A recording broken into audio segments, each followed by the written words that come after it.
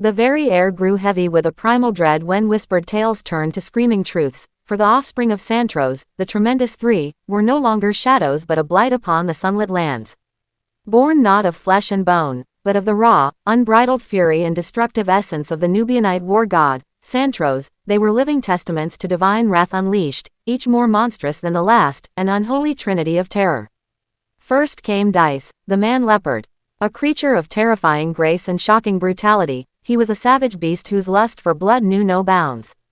His hide, a mosaic of shadow-dappled fur, rippled over corded muscle, granting him an impossible speed that blurred the line between sight and nightmare.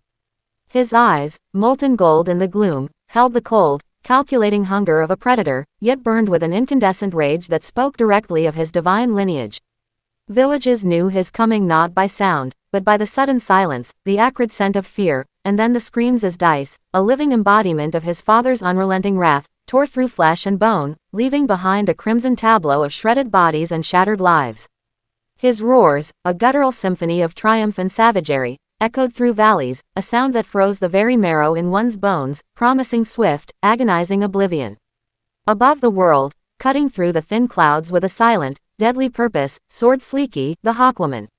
Not a woman truly, but a monstrous hybrid of predatory avian and human form, her frame lithe and powerful, covered in obsidian feathers.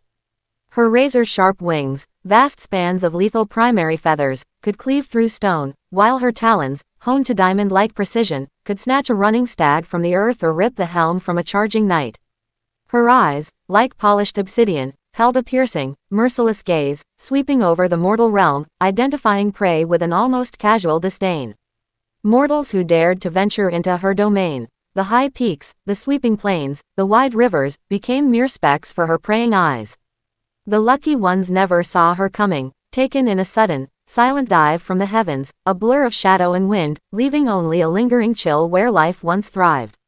The unlucky ones saw her descend, a terrifying omen against the sky, before her piercing shriek heralded their doom, a sound that promised the swift, merciless rending of flesh and soul. And then, from the deepest shadows, emerged Paramoth, the vampire. He was not merely a creature that fed on blood, but a soulless entity that consumed the very life force of its victims, leaving behind only withered husks, desiccated and devoid of spirit. His form, often cloaked in perpetual twilight, was one of chilling elegance, his movements fluid and silken, belying the profound emptiness that resided within him. His gaze, an ancient, consuming void, drew the life from those who met it, weakening their will, draining their vitality even before his touch. Where he walked, flowers wilted, crops shriveled, and the very air grew cold and stagnant. His victims, found in silent, desolate homes or forgotten alleyways, were not merely dead, they were erased, their essence devoured, a testament to the dark legacy of Santrows.